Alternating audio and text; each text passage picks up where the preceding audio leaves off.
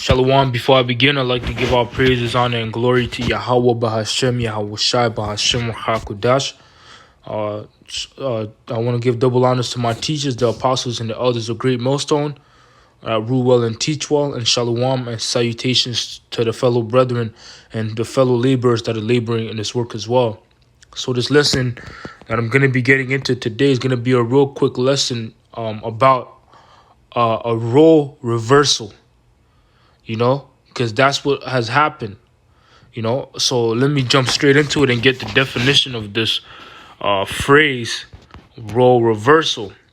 It says, in the regular Google definition, it says, a situation in which someone adopts a role, the reverse of that which they normally assume in relation to someone else.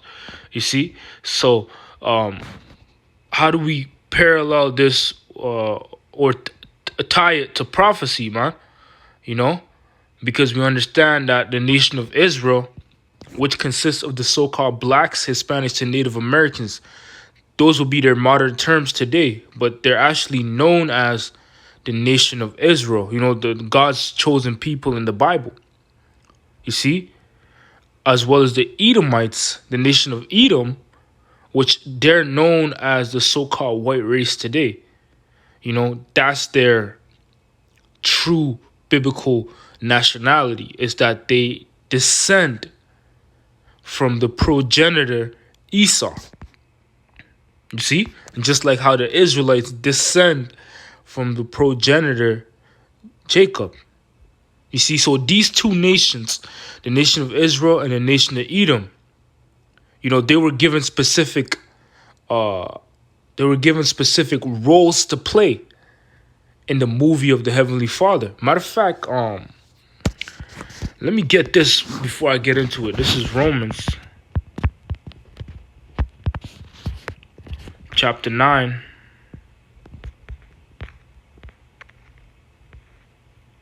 And I'm going to start at verse 10.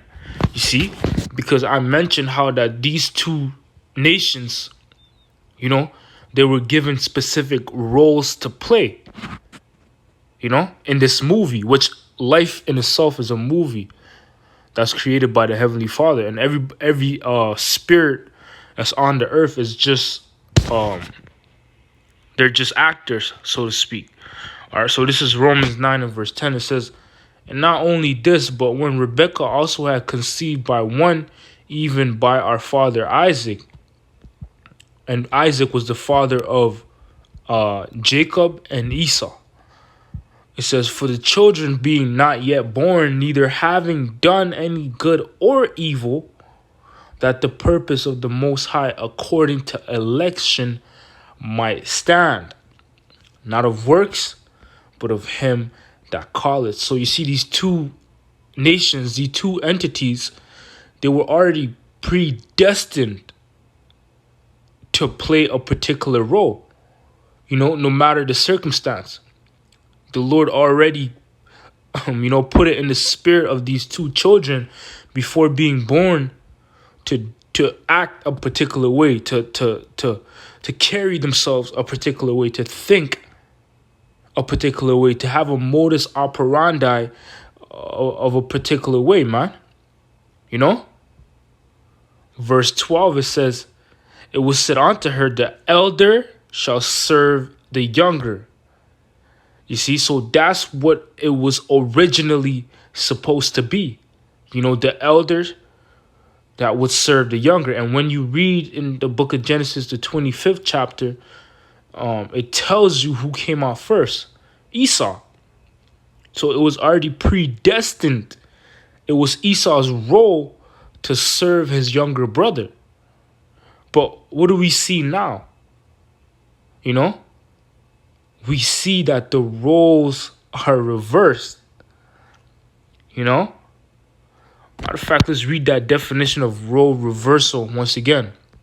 It says, a situation in which someone adopts a role, the reverse of that which they normally assume in relation to someone else. You see? So Esau, the so-called white man, his role originally was supposed to be uh, uh, to serve his younger brother, which will be Jacob. But what we witness now is a role reversal. You know, it's actually the other way around. It's somewhat of an error. You see? So, matter of fact, let's get this in the book of Ecclesiastes, chapter 10 and verse 5. And it reads, "There is an evil which I have seen under the sun, as an error which proceedeth from the rulers." So this role reversal is somewhat of something that's like a glitch, in the movie. Like, wait, the movie started off with this, the movie said this in the beginning, the introduction was like this, but hold on, how come, you know, near the end, near the end of the movie, is there's something wrong. It seems like there's something wrong. And what is this thing that occurs to be wrong? It's the fact that the so-called white man is in power, and the nation of Israel, which was originally supposed to be the nation that was supposed to rule, is actually at the bottom, man. So that's somewhat of an error. Verse 6, which there's a method to that error, man. That was done purposely and for the reason of the Lord. Verse 6, it says, "Folly is set in great dignity, and the rich sit in low place. I have seen servants upon horses, and princes walking as servants upon the earth." So this is that error. This is that role reversal. The fact that you would have a servant, somebody that was supposed to serve, in fact, he would be in power. And then you would have the princes, which are the nation of Israel. They are walking as servants. Their role reversal is a servant in this modern day, which that's not what it's supposed to be. You see? So let's jump from there to the book of 2nd Ezra,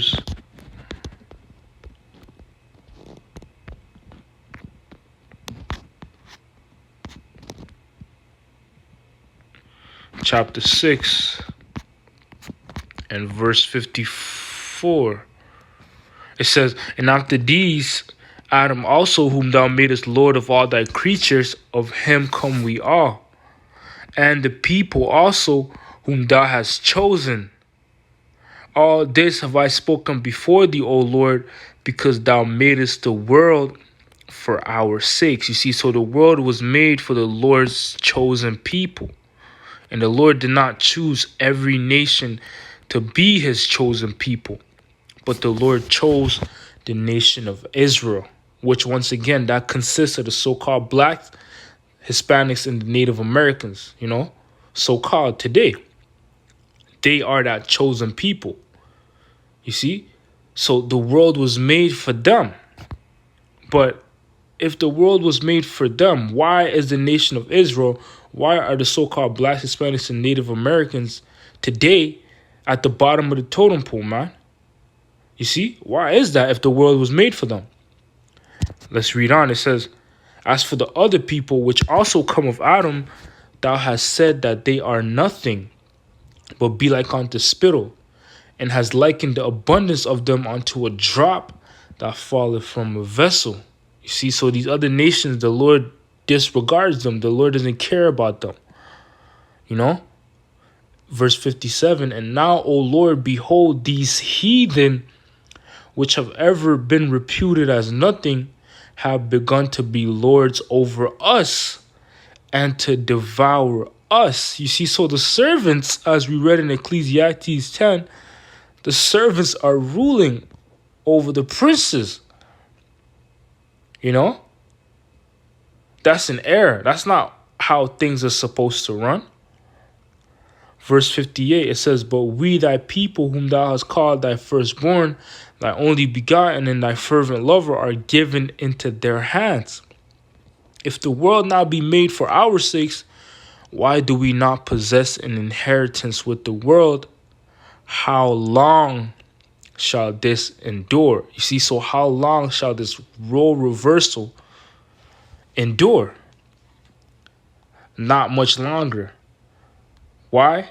Because the Lord is beginning to have favor once again on his people, on his chosen, which the reason for his chosen people being at the bottom of the totem pole, the reason for them experiencing this role reversal is because they disobeyed his command. And this is a form of chastisement from the Lord, but the roles are going to be put back, are going to be put back, and everybody's going to play their rightful role. All right. So let me end off here in the book of Lamentations, chapter 4 and verse 22. It says, "The punishment of thine iniquity is accomplished, O daughter of Zion." You see, so it was a punishment for us to be under these nations, for us to be princes walking as servants. You see? But now we're going to be princes sitting on horses. That's the rightful lot or role that we're supposed to fulfill. You see, it says, "The punishment of thine iniquity is accomplished, O daughter of Zion. He will no more carry thee away into captivity." Meaning these nations will no longer rule over us. Because we've been carried captive under each and every nation, which makes them our enemies. Psalms 83 tells us that, man. It says, "He will visit thine iniquity, O daughter of Edom. He will discover thy sins."